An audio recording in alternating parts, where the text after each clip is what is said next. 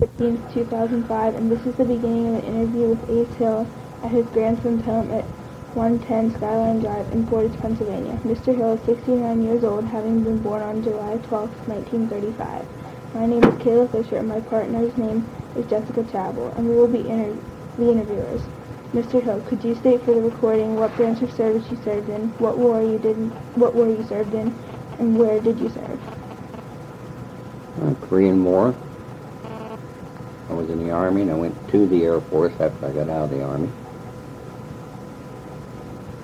And I was stationed at Fort Benning, Georgia, on 508 Airborne Infantry.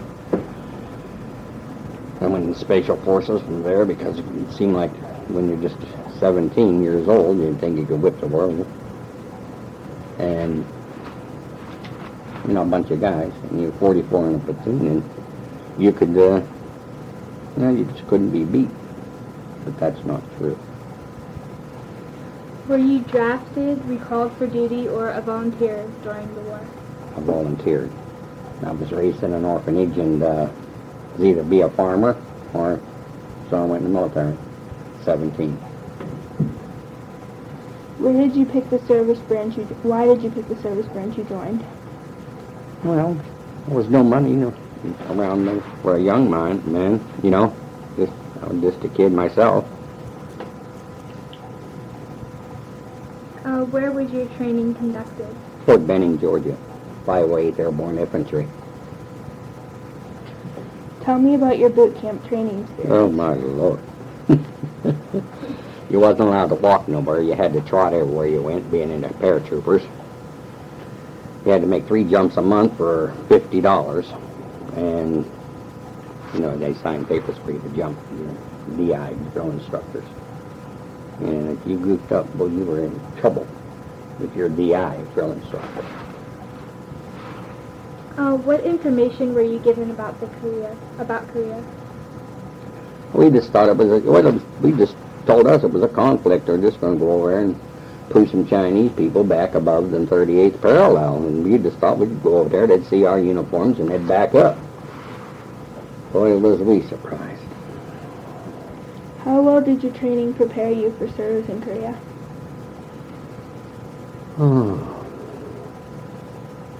The harder you train, it seemed like the less you learn. You don't know. There should never be no focus.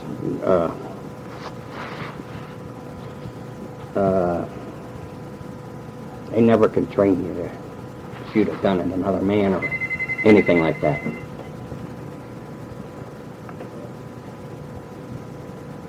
What further training, if any, did you receive in Korea?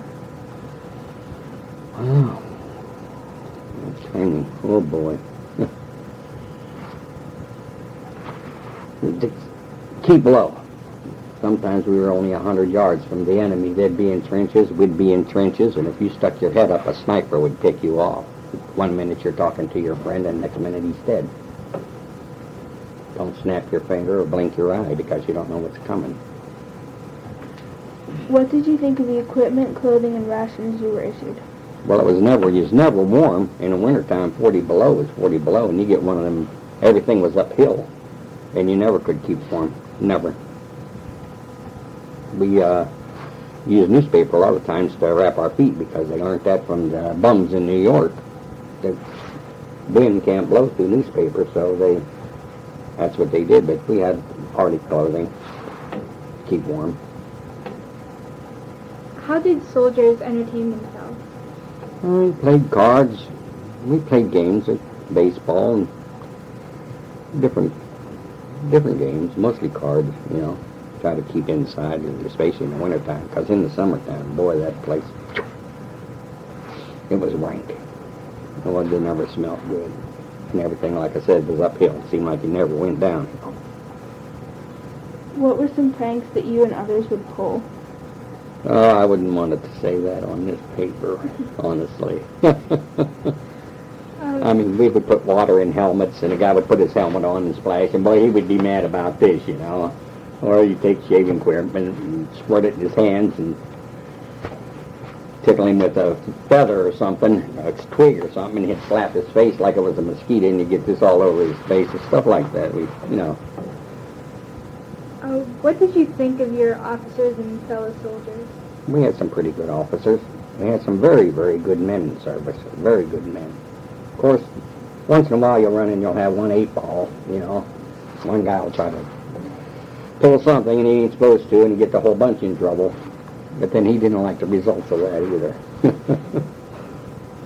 Who were some of your good friends in the service? Did you continue any of these friendships after the service, and did you attend any reunions? No. I had a lot of good friends, and I left a lot of them over there. What was your job or assignment in Korea? Well, went from a squad leader, that's like 6 to 8 men, going out on patrols and stuff at night. Mostly we did a lot of night patrols, find out where the enemy was, try to find out what they had, you know, bring back communications. Sometimes we'd get cut off and have to stay longer than we presumed, you know. Did you take part in any combat action? If so, where, when, and against whom? And describe your baptism of fire. I'd rather not answer that because I lost too many friends over there. Okay. Could you please describe your experience with dealing with winter warfare? With what, man? Winter warfare? Winter warfare? Keeping warm mostly, because our M1s our weapons would never jam or nothing, you know. Just keeping warm because the cold was so bitter cold that if you didn't keep your nose and your ears covered, you know, in the cold over there in Korea, they could like turn to bed, but they would fall off, freeze and fall off your nose, your ears. Were there many casualties in your unit, or were you or your friends wounded? 9 men come back from my company. Did you know anyone that became a prisoner of war? No. What are your remembrances of the country of Korea? Mostly rocky. Mostly rocky. Do you recall the day that your service ended? Yeah, came back. I was at Fort Benning, Georgia, and we waited and got all our physicals and cleared the base as it's turning all our securities and everything, our weapons, everything, and made sure that everything was A-okay. Like I said, we got our physicals to make sure it was in just as good a shape as going in as we were coming out. And well, that was about it. I got my discharge and packed up all my uniforms, left them at the main gate, got the bus and left. And joined the Air Force and went to Texas, and then I went to Fairbanks, Alaska for 4 years. In the Air Force, I lost 1 stripe. I was a staff sergeant for 4 years. I was an SFC sergeant first class in the Army when I got out. What did you do when you returned home from the service? I felt lost. Just felt lost. Did you join any veteran organizations? No. Nope. What did you go on to do as a career after the war?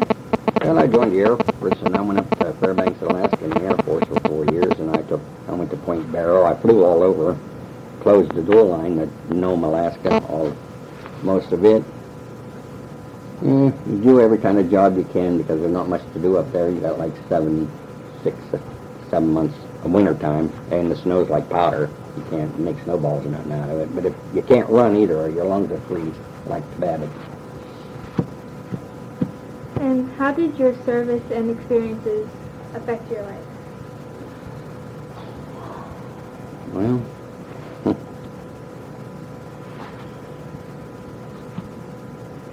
you short. Well, when you're a kid, growing up, you don't believe life could be so short, so quick, and I don't know, make a stronger person out of you. It kind of made you grow up quick. This concludes the interview with Mr. Ace. Thank you for your time. You're welcome, and I hope you get a half decent grade for this.